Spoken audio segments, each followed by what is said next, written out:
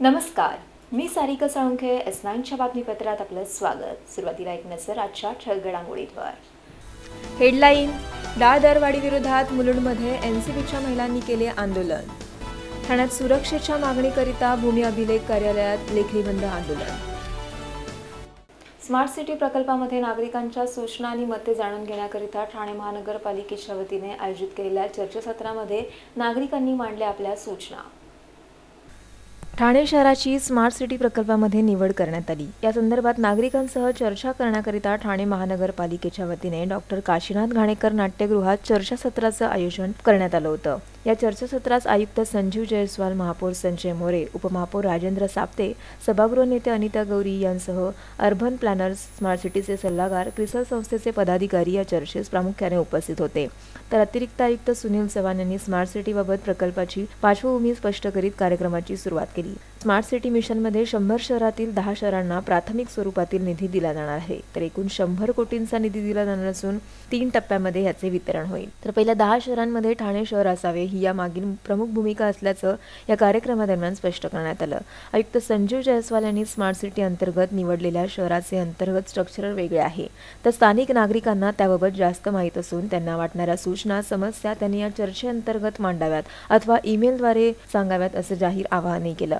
तर नागरिक शहर होल्डर आहेत, मात्र कोणताही प्रकल्प करताना आमच्या इथे नको तिथे नको, मग उभारायचा कुठे असा प्रश्नही त्यांनी या चर्चेदरम्यान उपस्थित केलाय. तसेच स्मार्ट सिटीबाबतचे प्रेझेंटेशनही यावेळी सादर करण्यात आले आणि उपस्थितांना त्याबाबत मार्गदर्शनही पालिका अधिकाऱ्यांकडून केले गेले. Sarika Salunkhe, S9 news, Thane. ठाण्यामध्ये भूमी अभिलेख कर्मचाऱ्यांनी सुरक्षेच्या मागणीकरिता केले लेखनी बंद आंदोलन. शहापूर येथे जमीन मोजणी करता गेलेल्या भूमी अभिलेख अधिकाऱ्यांवर झालेल्या हल्ल्याचा प्रकार ज्वलंत असताना अधिकाऱ्यांसह कर्मचाऱ्यांच्या सुरक्षेचा प्रश्न ऐरणीवर आलाय. त्यामुळे भूमी अभिलेख कर्मचारी संघटनेने शासनाकडे सुरक्षेची मागणीही केली आहे. वारंवार अधिकाऱ्यांवर होणाऱ्या हल्ल्याचा निषेध करण्याकरिता भूमी अभिलेख कार्यालयात आज लेखणी बंद आंदोलन करण्यात आले. संपूर्ण कर्मचारी वर्गाने आज कोणतेही काम न करण्याचा निर्णय घेतला. तर या आंदोलनामध्ये कर्मचाऱ्यांसह अधिकारी वर्गही काम बंद ठेवून सहभागी झालाय. Sarika Salunkhe, S9 news, Thane. S9च्या बातमीपत्रात वेळ झाली अल्पशा विश्रांतीची.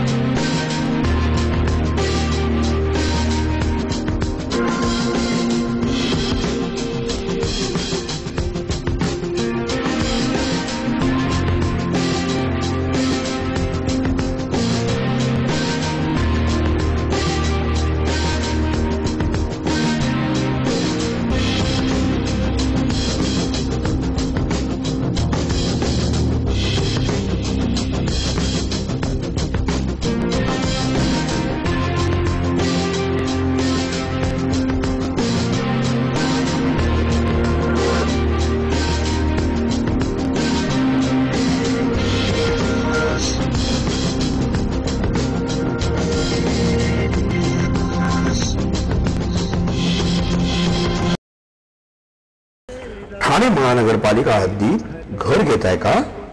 मग ते अनधिकृत तर नाही ना, याची खातर जमा करा. अनधिकृत घर घेणं हा विकणाऱ्यासोबत विकत घेणारा देखील तितकाच दोषी असतो. तेव्हा घराची डोळस खरेदी करा.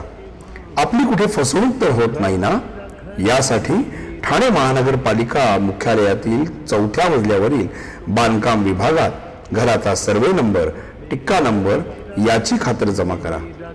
घराचं स्वप्न अवश्य करूया साकार, पण अनधिकृत घराचा नका करू कधीही विचार. अधिकृत घर म्हणजे उद्याची देखील निश्चिंती. अनधिकृत घराचे दार म्हणजे डोक्यावर कधीही तोडण्याची टांगती तलवार. जगणं तुमचं होऊ दे सुरेल गाणं, स्वच्छ सुंदर आणि अधिकृत घरांचं हसरं ठाणं.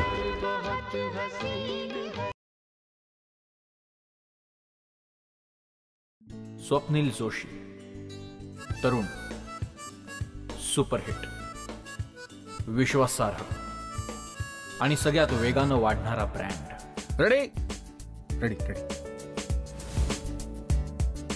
TJSP, तरुण, फायनान्शियली स्ट्रॉंग, तुमचा विश्वास जपणारी आणि सगळ्यात वेगानं वाढणारी सहकारी बँक. ब्रँड म्हणजे स्वप्नील जोशी आणि बँक म्हणजे TJSP.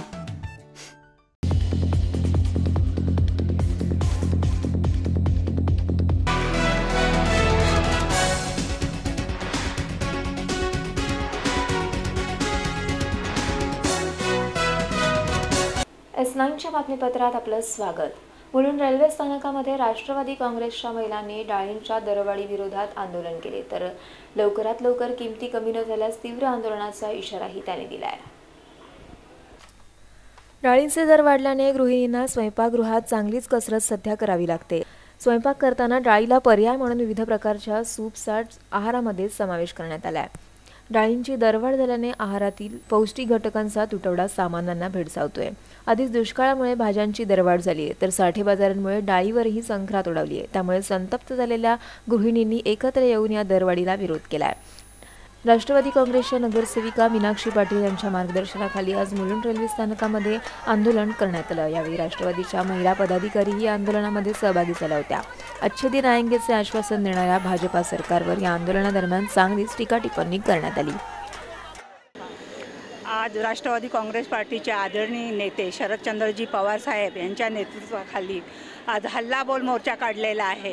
केंद्र सरकार आणि राज्य सरकारामध्ये 1.5 वर्ष झालेलं आहे, निवडून आलेलं आहे आणि त्यांनी लोकांना फसवलेलं आहे का मतांसाठी एक जोदुआ मागितलेला होता, आश्वासनं दिली होती का आम्ही डाळीचे भाव कमी करणार आहेत, पाण्याचे भाव पाणी आहे त्याचे दर जास्त झालेले आहेत, भाज्यांचे भाव वाढलेले आहेत, अशा अनेक भाव वाढलेले आहेत.